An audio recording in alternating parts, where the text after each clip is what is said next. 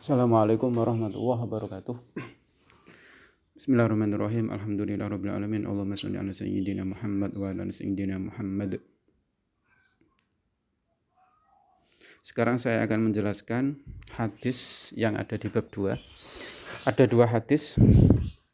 Yang pertama adalah riwayat Imam Muslim. Sedangkan yang kedua adalah riwayat dari Imam Bukhari dan Imam Muslim. Kita mulai yang pertama. Saya bacakan, nanti kalian artikan atau maknani seperti biasa ya.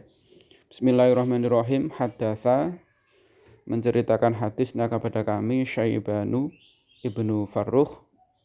Sapa Syaibanu ibnu Farrukh? Haddatsa, menceritakan hadisnya kepada kami Abu Awanata, sapa Abu Awanah, an Suhailin, dari Suhail, an abihi, dari bapaknya Suhail, an Abi Hurairah, dari Abu Hurairah radhiyallahu anhu, anin Nabi sallallahu alaihi wasallam, dari Nabi Muhammad sallallahu alaihi wasallam. Qala, Nabi bersabda, rohima anfu, celaka. Tapi kalau dalam bahasa Jawa, rohima itu gerumpung. Kalau di literatur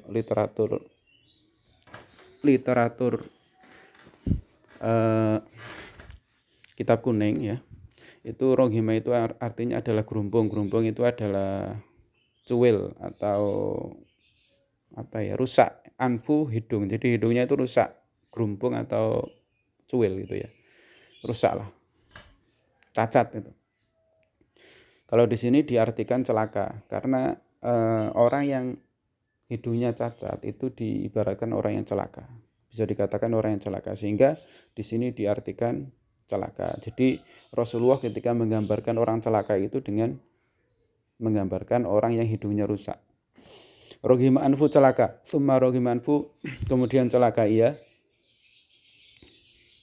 Summa roghima anfu, kemudian celaka dia.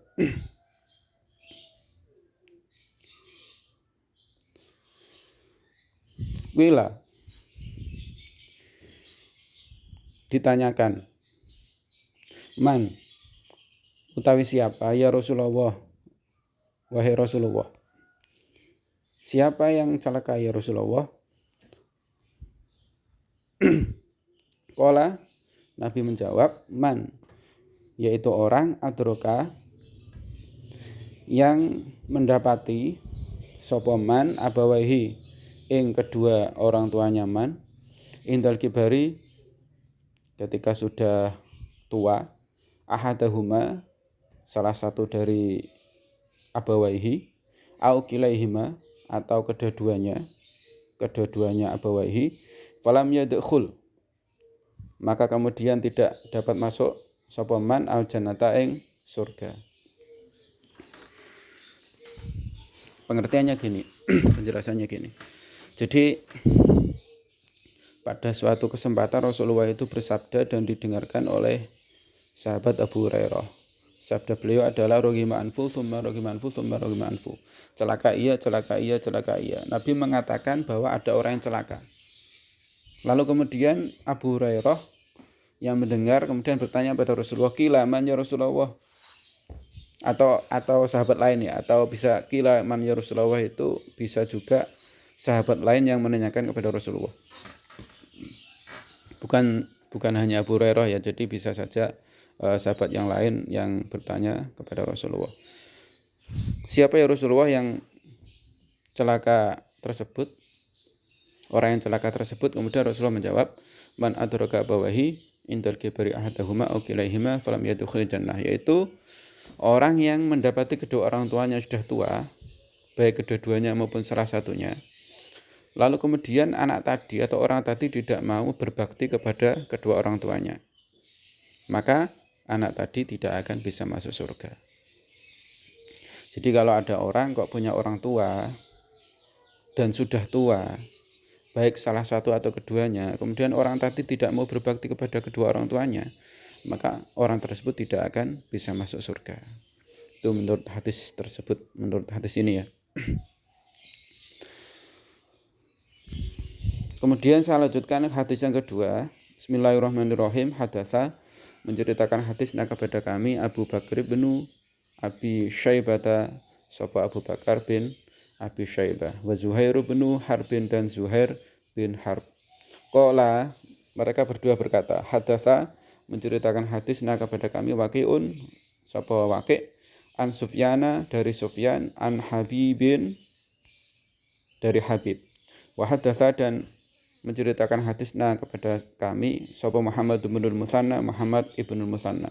Hadatsa menceritakan hadisnya kepada kami Yahya, sapa Yahya, yakni yaitu Ibnu Sa'idin Al-Qattan, Ibnu Sa'id Al-Qattan. An Sufyana dari Sufyan, wa Syu'bah dan Syu'bah. Qala, mereka berdua berkata, hadatsa menceritakan hadis kepada kami Habibun, sapa Habib, an Abil Abbasi dari Abu Al-Abbas, an Abdullah bin Amrin dari Abdullah bin Amr. Qala, berkata sapa Abdullah bin Amr, Ja'a, jadi langsung saja ya. Ja'a datang, rajulun sapa laki-laki, ilan Nabi sallallahu alaihi wasallam kepada Rasulullah sallallahu kepada Nabi Muhammad sallallahu alaihi wasallam. Yasta'dinu, lalu meminta izin sapa rajul hu kepada Nabi bil jihadi untuk berjihad. Faqala, maka Rasul bersabda, ahayun, apakah masih hidup walidaka sapa kedua orang tuamu? Qala, berkata sapa rajul, na'am, iya. Qala, bersabda sapa Rasulullah, fafihima, maka itu di dalam, nah, gini aja, kalau di dalam, kalau bahasa Jawanya ya, maka iku mongko iku ing dalem walidaka fajahid, mongko jihad sapa sira. Atau gini saja dengan bahasa Indonesia saja, fafihima, maka kepada keduanya fajahid, berjihadlah kalian, berjihadlah kamu.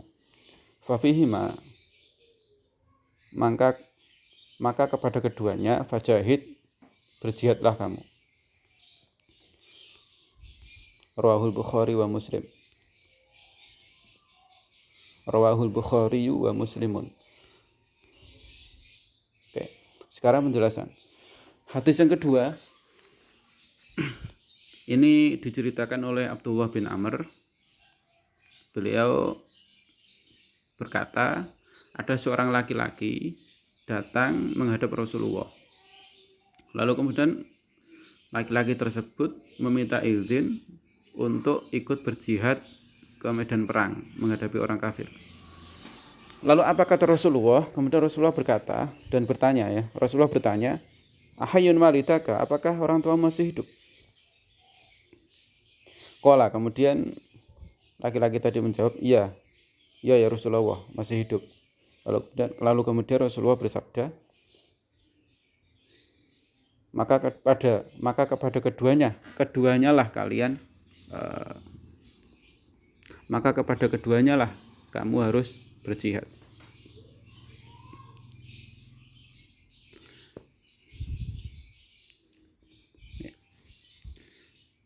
Jadi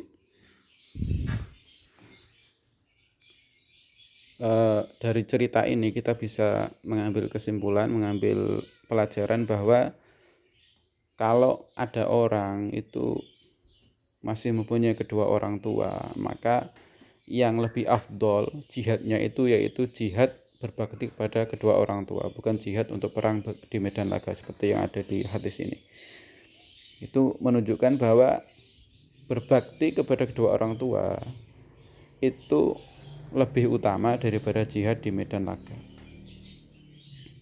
Kenapa begitu? Karena nanti kalau misalnya laki-laki ini ikut perang, lalu kemudian gugur di medan laga, lalu siapa yang akan merawat kedua orang tuanya? Nah, itulah mengapa Rasulullah menganjurkan laki-laki tadi untuk berbakti kepada kedua orang tuanya, bukan ikut perang. Jadi ada hal yang lebih utama yang harus dilakukan oleh laki-laki tersebut daripada ikut perang. Apalagi sudah jelas bahwa pahala orang yang berbakti kepada kedua orang tua itu adalah surga. Seperti yang dari hadis pertama tadi, ya, barang siapa yang jadi kalau pemahaman yang kita pahami dari hadis ini yaitu apabila ada orang mempunyai orang tua yang sudah tua, baik salah satu atau keduanya, tapi dia tidak mau berbakti, maka dia tidak akan masuk surga. Kebalikannya, kalau dia mau berbakti, maka dia akan masuk surga. Itu pemahaman hadis yang pertama tadi.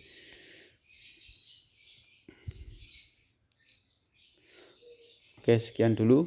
Mohon maaf kalau ada kesalahan dalam penjelasan. Wallahu a'lam bishawab. Nanti kalau ada pertanyaan silakan ditanyakan.